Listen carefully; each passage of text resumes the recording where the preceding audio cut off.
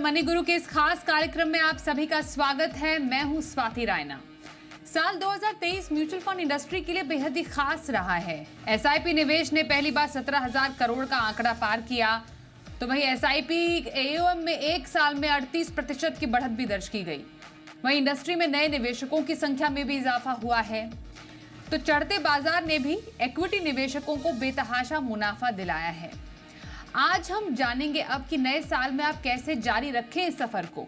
Equity में कहां पर निवेश के बनेंगे मौके और कौन सी कैटेगरी और कौन से फंड से निवेश के लिए आप अपने सफर को आगे बढ़ा सकते हैं, इसी पर करने वाले हैं आज हम खास चर्चा। हमारे साथ दो खास एक्सपर्ट्स हैं, उनका परिचय करा दें। Kalpesh Ashar, founder full circle financial planners, और Kshitij Mahajan, CEO complete circle wealth. Kalpesh और क्षितिज दोनों का बहुत स्वागत है मनी गुरु के आज के इस खास कार्यक्रम में। हर कोई बस इंतजार कर रहा है कि साल 2024 में अपने इस निवेश के सफर को आगे जारी रखें, और हो भी क्यों ना, क्योंकि साल 2023 बाजार के लिए, म्यूचुअल फंड इंडस्ट्री के लिए बेहद ही शानदार, धमाकेदार और जानदार साबित हुआ है। और सबको यही उम्मीद है कि 2024 में भी कुछ उनके निवेश में ऐसे ही बढ़ोतरी दर्ज हो। मैं कुछ आंकड़ों के जरिए अगर इस बात को आगे बढ़ाऊं, और कल्पेश सबसे पहले एक कमेंट आपसे लेना ज़रूरी है। जैसा मैंने शुरुआत में बोला कि इस बार कई रिकॉर्ड्स ब्रेक हुए। डेफिनेटली सेंसेक्स निफ्टी तो नए रिकॉर्ड बना ही रहा है, पर एसआईपी ने, म्यूचुअल फंड में एसआईपी ने आंकड़ों के लिहाज से रिकॉर्ड तोड़ा। एयूएम में बढ़ोतरी है। यूनिक इन्वेस्टर, नए जो इन्वेस्टर से बाजार में जुड़ रहे हैं, डीमैट खाते हैं वो भी बेतहाशा खुल रहे हैं। स्मॉल कैप, मिड कैप ने तो इस बार धमाल ही मचा दिया। 2023 में ऐसा क्या खास रहा है जो बाजार इसको इतना सेलिब्रेट कर रहा है? आपने बिल्कुल सही, जो एक आंकड़ों का पूरा एक समीक्षण किया है वो बहुत सही है। और सबके सामने एक जो रिजल्ट्स आ रहे हैं म्यूचुअल फंड में निवेश करने के फ़ायदे और जो परफॉर्मेंसेस दिख रहे हैं, तो इसके लिए हमें शायद पहले एक साल फ्लैशबैक में जाना पड़े, क्योंकि 23 के शुरुआत में जब हमने देखा कि बहुत सारे लोगों को, रिटेल इन्वेस्टर्स को, या इवन जो पंडित्स कहते हैं या एक्सपर्ट जो होते हैं, उनको ज़्यादा उम्मीद नहीं थी कि शायद ये साल इक्विटी के लिए अच्छा हो या इतना आउट परफॉर्मिंग हो। अब उन सारी आई थिंक एक्सपेक्टेशंस और उम्मीदों के विपरीत आज जहाँ पे हम खड़े हैं, आई थिंक बहुत ही एक पॉजिटिव स्टेप है। तो सबसे पहली बात कि जो एक्सपेक्टेशंस थी वो लो थी, और उसके सामने एक आउट परफॉर्मेंस मिला, तो जाहिर सी बात है कि खुशी तो बेइंतहा सबको हुई है। और इसके एक और पहलू मैं कहना चाहता हूं स्वाति, कि जो आपने आंकड़े बताए सारे म्यूचुअल फंड्स के, एसआईपी के आंकड़े या वार्षिक दर पे जो म्यूचुअल फंड इंडस्ट्री का ग्रोथ हुआ है, उसके लिए हमें शायद एक दशक पहले हिस्ट्री में जाना पड़े। क्योंकि आज से तकरीबन मान लीजिए 10 या 15 साल पहले म्यूचुअल फंड में एसआईपी का कॉन्सेप्ट, एक रिटेल इन्वेस्टर की जो भागीदारी है या उनका जो पार्टिसिपेशन है, बहुत ही मिनिमल हुआ करता था। मुझे बिल्कुल याद है कि 2012 में या समथिंग ये जो आंकड़ा था 2013 में तकरीबन 8 या 10 लाख करोड़ के करीब म्यूचुअल फंड इंडस्ट्री थी, और आज हम तकरीबन 50 लाख करोड़ के आंकड़े पर खड़े हैं म्यूचुअल फंड के एयूएम को लेकर। तो ये एक ओवरनाइट चीज़ नहीं है, इसमें बहुत सारे फैक्टर्स ने प्ले इन किया है, और सबसे बड़ा हीरो जो इसमें रहा है वो रिटेल इन्वेस्टर रहा है, क्योंकि उसने पूरी अपनी एक फेथ और अपना भरोसा जताया है इंडियन इक्विटीज़ के ऊपर, इंडियन मार्केट्स के ऊपर, और एडवाइजर्स की अच्छी एडवाइस ली है। तो उन्होंने एसआईपी के माध्यम से या लमसम के माध्यम से इस पूरी मूवमेंट को, एक पूरी मुहिम को 10-12 सालों में यहाँ पे पहुँचाया है। And let me tell you, this is just the beginning. क्योंकि अगर जो आगे का जो स्कोप है, रिटेल इन्वेस्टर का जो अवेयरनेस है, अगर वो खुल गया, तो I think the sky is the limit, जैसे कहते हैं इंग्लिश में, कि फॉर द रिटेल इन्वेस्टर्स। और ऑलरेडी हम देख चुके हैं पिछले 2-3 सालों में कि जो फॉरेन इन्वेस्टर्स के ऊपर हमारा जो पहले एक निर्भरता थी कि अगर वो आए तो हमारी मार्केट्स चले, वो गए तो हमारी मार्केट्स गिरे, अब वो मौका नहीं रहा। इनफैक्ट अब पूरा सिनेरियो पलट गया है। वो हमारा मूवमेंट देखकर मार्केट्स में अपना थोड़ा प्लानिंग वगैरह करते होंगे। तो बहुत ही पॉजिटिव चीज़ें हैं and let's keep our fingers crossed and be disciplined कि आगे sky is the limit.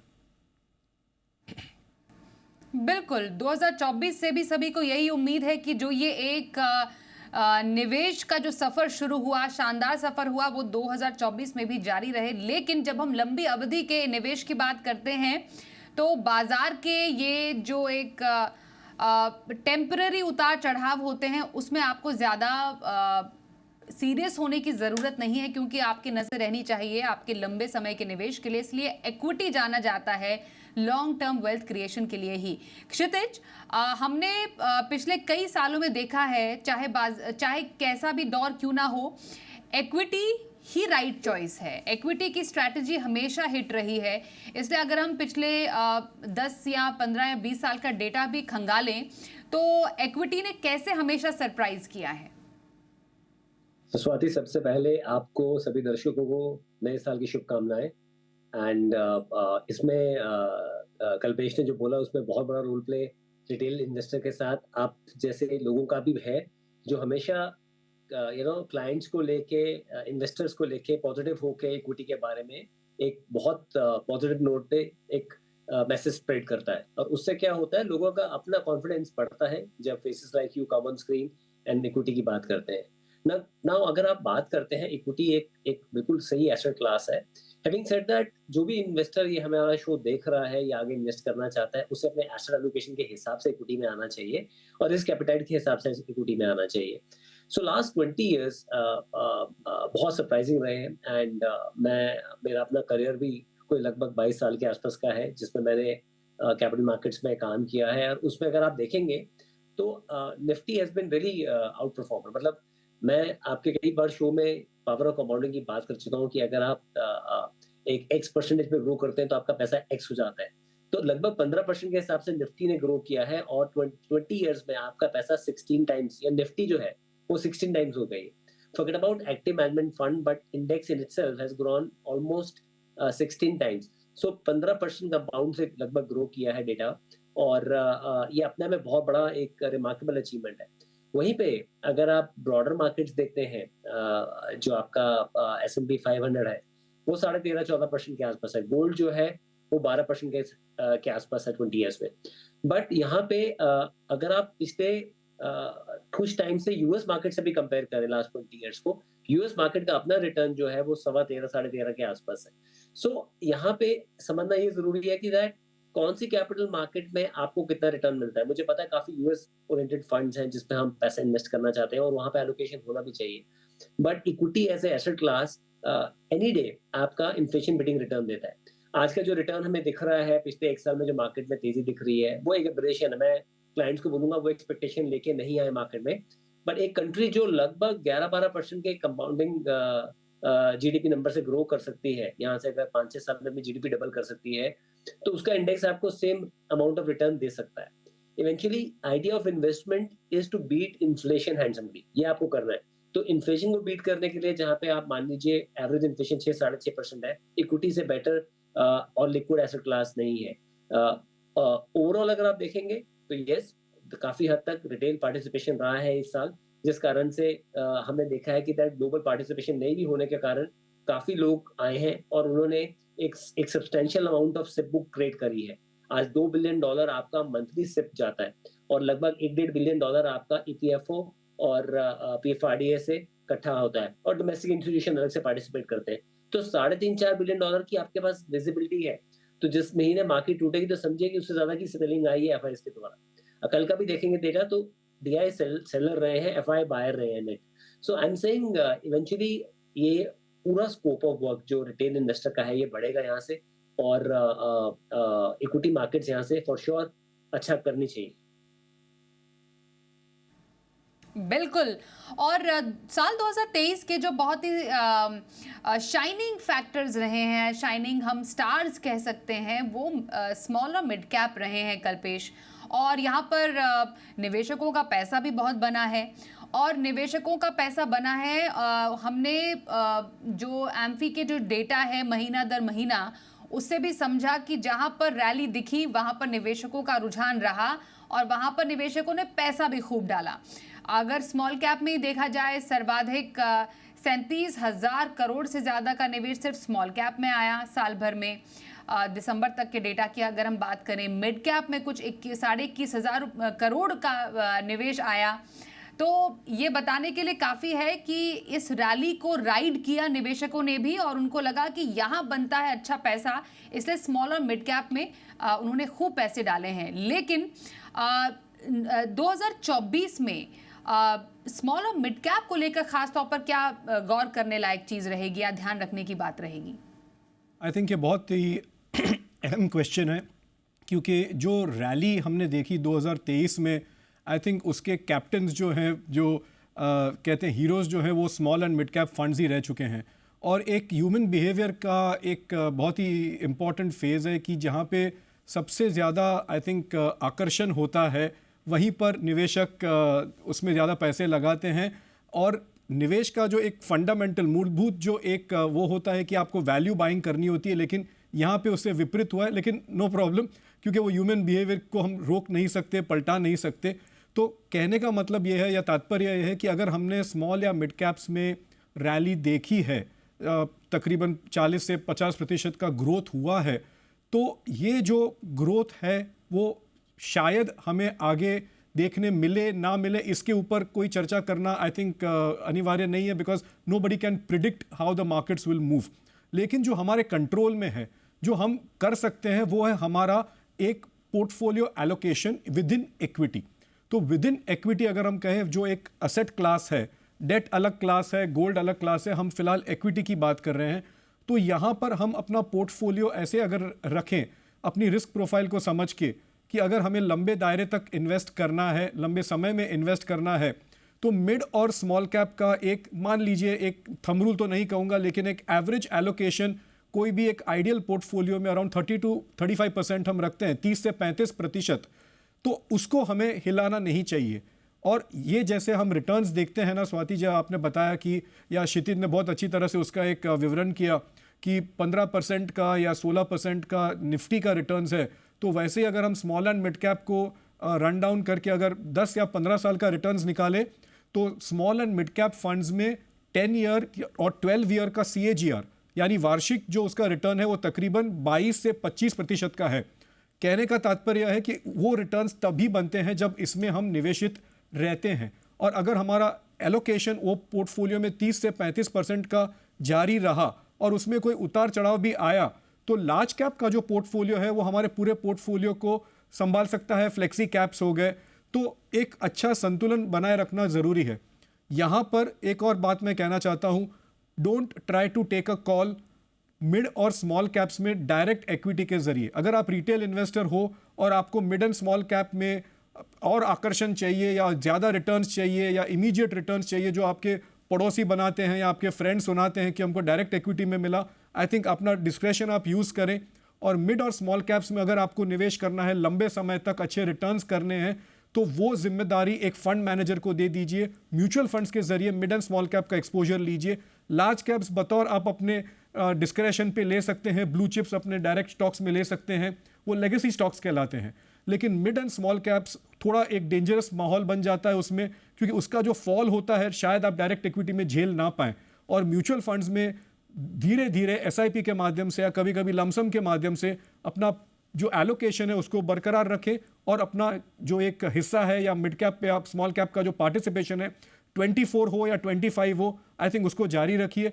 Because always एक रोटेशन आता है, और वो रोटेशन का जो साइक्लिकल होता है, मिड या स्मॉल कैप हो या सेक्टोरल थीम्स हो, उसको पार करने में ही हमारी सफलता है। एब्सोल्युटली। तो ये हमने समझा कि आपको 2024 में मिड और स्मॉल कैप के एलोकेशन को कैसे संभालना है, और सिर्फ भावनाओं में बहकर, रैली को देखकर या तेजी को देखकर ही किसी कैटेगरी में निवेश करना एक सही स्ट्रैटेजी नहीं होती है। एक ब्रेक का वक्त हो गया है। ब्रेक के बाद किस फंड में कैसा परफॉर्मेंस 2023 में रहा, आने वाले समय में कौन सी कैटेगरीज लग रही है काफी प्रॉमिसिंग, इस पर भी रहेगी चर्चा। बने रहिए हमारे साथ।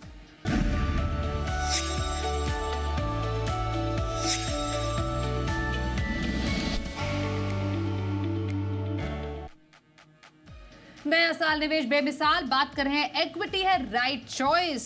हमारे साथ हैं क्षितिज महाजन और कल्पेश आशर से कर रहे हैं खास चर्चा।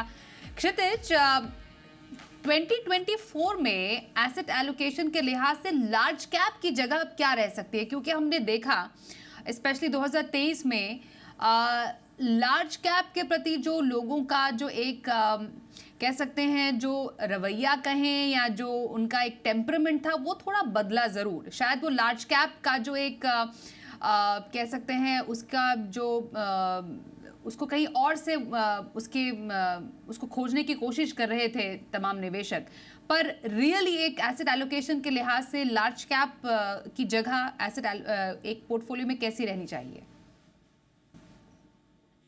स्वाति, हमने एग्जांपल मेरे फर्स्ट आंसर में दिया that Nifty itself has given 15% compounding last 20 years. अब मैं एक लार्ज कैप का पहले एक पूरा मिक्स बताना चाहता हूँ लोगों को कि अगर ब्रॉड इंडेक्स देखते हैं निफ्टी 50, उसमें 14% आपका एचडीएफसी बैंक है, 12% आपका रिलायंस है, 21-22% आईटी है और 3% कोटक है, लीवर्स है। ये मैंने सारे वो स्टॉक्स आपको बताए स्वाति जो चले नहीं। हम यहाँ स्टॉक स्पेसिफिक बात नहीं कर रहे हैं, मैं सिर्फ बता रहा हूँ दैट निफ्टी की अभी लोग परफॉर्मेंस की बात कर रहे हैं, पर मैं बता रहा हूँ more than 50% Nifty has not done that well in last 2-3 years time. So one is, मैं हमेशा बोलता हूँ जब आप लार्ज कैप में इन्वेस्टमेंट करना चाहते हैं, इट्स बेटर कि आप एक इंडेक्स रूट लें और लार्ज कैप आपके पोर्टफोलियो में 15 to 20%, जो एक यंग इन्वेस्टर है या मिड एज इन्वेस्टर है तो 15-20% होना ही चाहिए। अगर कोई let's say more than 50 years है तो वहां पे वो 30-40% के बीच में होना चाहिए।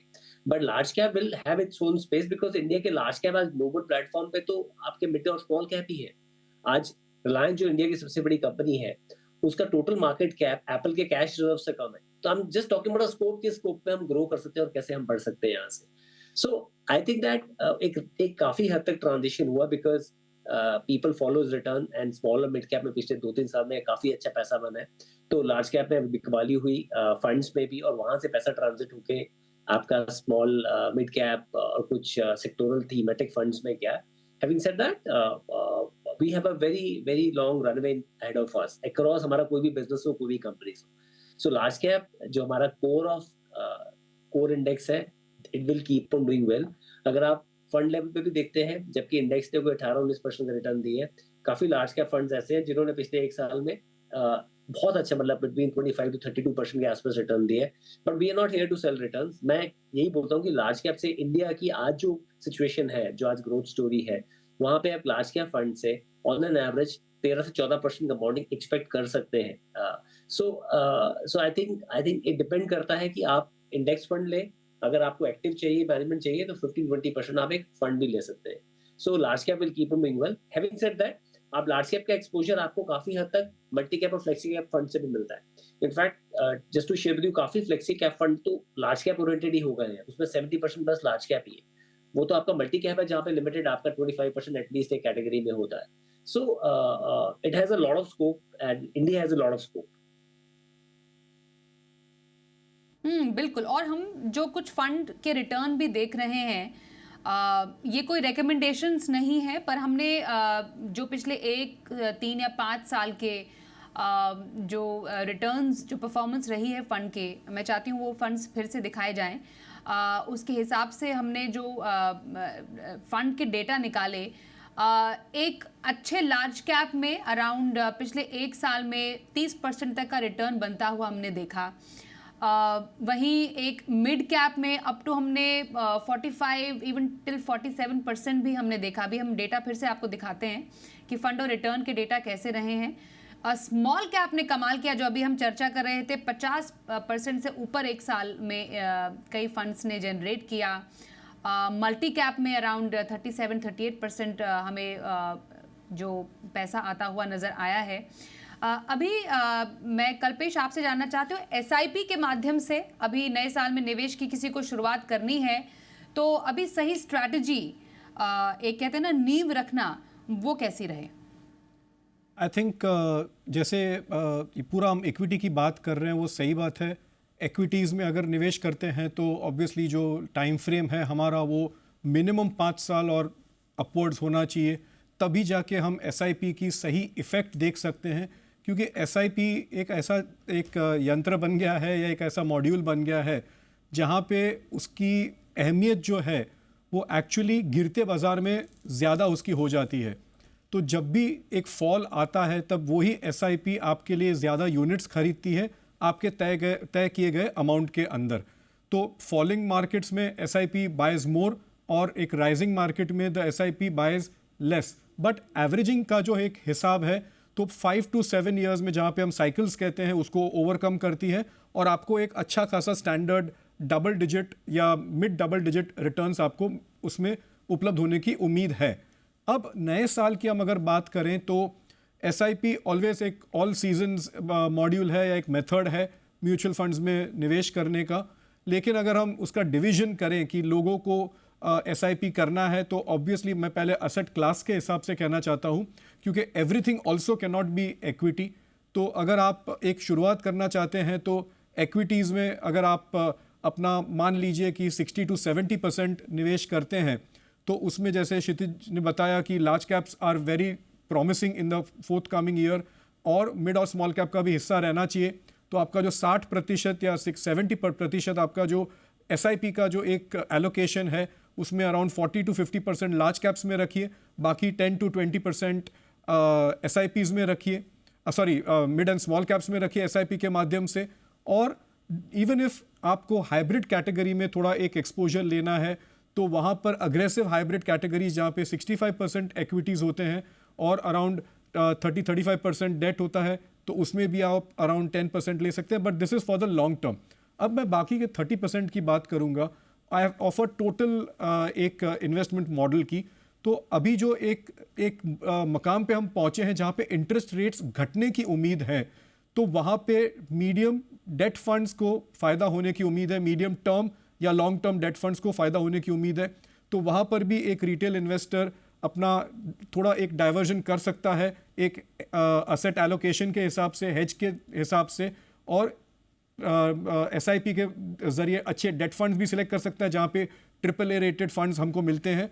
और डू नॉट फॉरगेट गोल्ड, क्योंकि गोल्ड भी 5 to 10% आप अपने हिस्से में रख सकते हैं, वहाँ पे भी SIP हो सकती है। और ये सारी चीज़ें आई थिंक 24 में अगर आई थिंक जो एक बड़ी इलेक्शन की इवेंट है वो फेवरेबल रिजल्ट में पैन आउट हुई and these markets are doing well, I think एक अच्छा प्लेटफॉर्म बन जाएगा निवेशकों के लिए। बिल्कुल, तो साल 2024 के लिए आपको रहना है तैयार। निवेश का जो सफ़र आपने शुरू किया, जब भी शुरू किया होगा आपने या शुरू करने वाले होंगे, तो बिल्कुल लॉन्ग टर्म के हिसाब से आप उस सफ़र को आगे बढ़ाएं। और SIP एक बेहतरीन तरीका है। बाज़ार में डायरेक्ट अगर आपको नहीं जाना है तो SIP के ज़रिए आप निवेश कीजिए। ये एक अच्छा आपके लिए माध्यम हो सकता है बाज़ार से मुनाफा कमाने का, वो भी लॉन्ग टर्म वेल्थ क्रिएशन के ज़रिए। बहुत धन्यवाद करेंगे आपका कल्पेश और क्षितिज हमारे साथ आज के इस खास कार्यक्रम में शामिल होने के लिए। तो रुकते हैं एक ब्रेक के लिए, खबरों का सिलसिला जारी रहेगा। देखते रहिए जी बिजनेस।